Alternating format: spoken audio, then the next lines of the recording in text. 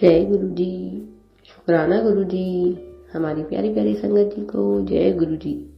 आज का सत्संग शुरू करने से पहले एक बार हम गुरु जी का मंत्र जाप करेंगे। ओम नमः शिवाय, शिव जी सदा सहाय। ओम नमः शिवाय, गुरु जी सदा सहाय। गुरु जी कहते हैं, जो कुछ करना है करो, परंतु अहंकार से नहीं, वासना से नहीं, ईर्ष्या से नहीं, अपितु प्रेम, करुणा, नम्रता और भक्ति से करो। आज का सत्संग हमें एक अंकल जी ने कनाडा से रिकॉर्ड करके भेजा है, तो आज का सत्संग हम उन्हीं की आवाज में सुनेंगे। तो चलिए सत्संग को शुरू करते हैं। जय गुरु जी। मेरा नाम अरविंद है और मैं कनाडा का रहने वाला हूँ। मैं गुरु जी के साथ प्रैक्टिकली तो पिछले साल 15 अप्रैल से एसोसिएटेड हूँ, जब मैंने फर्स्ट टाइम सत्संग में जाना शुरू किया था। पर उससे पहले गुरु जी ने मेरे को ब्लेसिंग देनी स्टार्ट कर दी थी और उसके अकॉर्डिंगली मैं 6 मार्च को फर्स्ट टाइम गुरु जी के बड़े मंदिर में जा पाया था। वो भी बहुत बड़ा आशीर्वाद उन्होंने दिया था। और अगस्त 22 से बेसिकली मेरे एक फैमिली फ्रेंड हैं, उन्होंने मेरे को मैसेजेस जब भेजने शुरू किए तो मैं रोज देखता था कि ये मैसेज आ रहे हैं, इसका जो मीनिंग है ये बिल्कुल व्हाटएवर जो मैं सोचता हूँ उसके अकॉर्डिंगली कैसे हो रहा है। तो वो कहते थे कि हाँ, ये गुरुजी ब्लेसिंग दे रहे हैं तुम्हें। तो उसी तरह जैसे हमें नए घर में मूव करना था, उसका नंबर 7 आया। फिर और कई चीज़ों में कुछ मनी की शॉर्टेज थी, उसको गुरुजी ने ब्लेस किया। कुछ जॉब में चेंजेस आ रही थी, वो ब्लेस किया। तो वो थोड़ा थोड़ा चलता रहा। मैंने सोचता रहा कि अच्छा, ये गुरुजी ब्लेसिंग तो दे ही रहे हैं।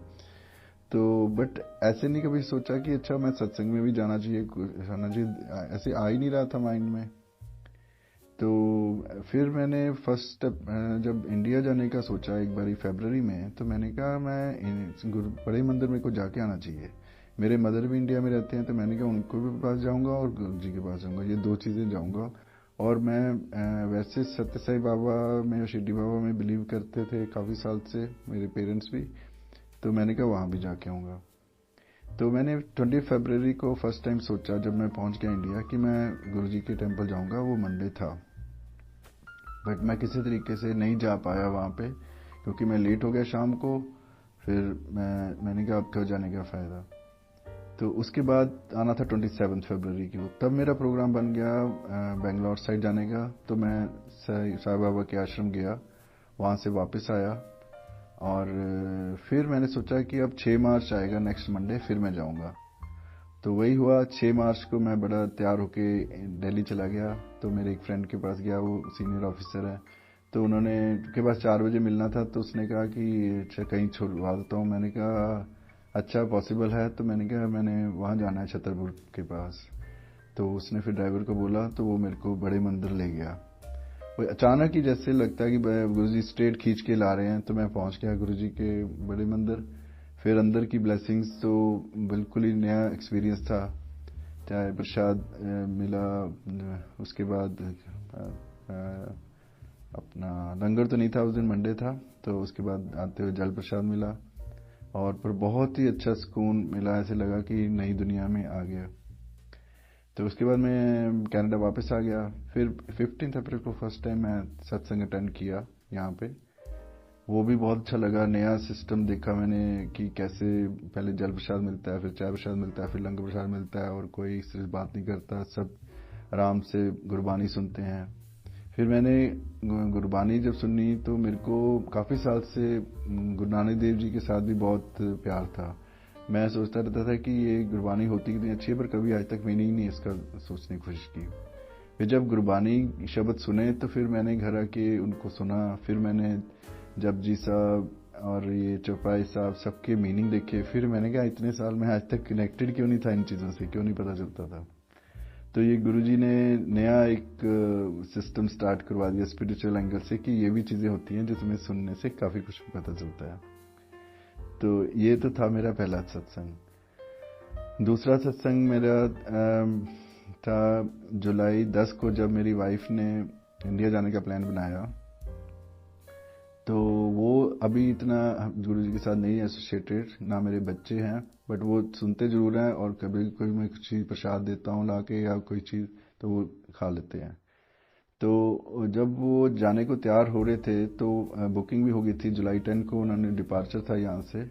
तो वहाँ से न्यूज़ आ रही थी कि इंडिया में फ्लड्स आए हुए हैं पंजाब की तरफ। तो मेरे बेटे ने कहा कि आप क्यों जा रहे हो वहाँ, तो फ्लड्स, आप कैसे पहुँचोगे, कोई रास्ते में रुक गए तो अकेले जा रहे हो। तो और उसके साथ साथ मैं गुरुजी का एक छोटा स्वरूप था, मैंने संभाल के रखा था अलग से सूटकेस में। मैंने कहा ये जब वाइफ जाएगी साथ दे दूंगा, ताकि वो उनके लिए सेफ्टी के लिए रखेंगे, रक्षा करेंगे। तो वो मैं स्वरूप ढूंढता रहा, मेरे को नहीं मिला। 1 घंटा रह गया था हमें जाने का। तो फिर वो जब कैंसिल हो गया प्लान, तो फिर मैंने कहा अच्छा ठीक है, एयरपोर्ट जाते हैं, वहाँ बात करके आते हैं। तो कैंसिल कर दिया हमने। और वापस जब आए तो रात को मैंने कहा वो स्वरूप गया कहाँ, तो वो वहीं पड़ा था जहाँ मैंने रखा था, बट उस समय नहीं मिला क्योंकि गुरुजी नहीं चाहते थे कि वाइफ जाए। फिर जब उनका नेक्स्ट प्लान बना इमीडिएटली अगस्त 28 को जाने का, तो मैंने वो छोटा स्वरूप फिर से उनको दे दिया और उनको कैरी ऑन बैग में साथ दे दिया जाने के लिए।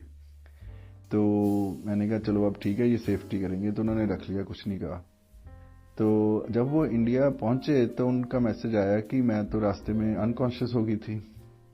मैंने कहा वो कैसे, वो बताया कि ऐसे मैं बाथरूम जाने लगी थी, पता नहीं क्या हुआ, तो मैं गिर गई किसी पैसेंजर के ऊपर। तो फिर मेरे को क्रू ने संभाला और मेरे को टॉनिक वाटर दिया और 2-3 घंटे तक मेरे को वो करते रहे। फिर उसके बाद मैं ठीक हुई।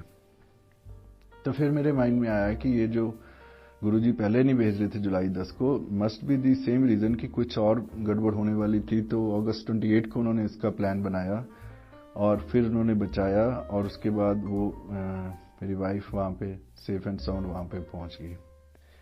तो ये मेरे 2 छोटे छोटे सत्संग थे, और भी बहुत हो रहे हैं, मैं फिर से शेयर करूँगा। और गुरुजी का बहुत बहुत शुक्राना।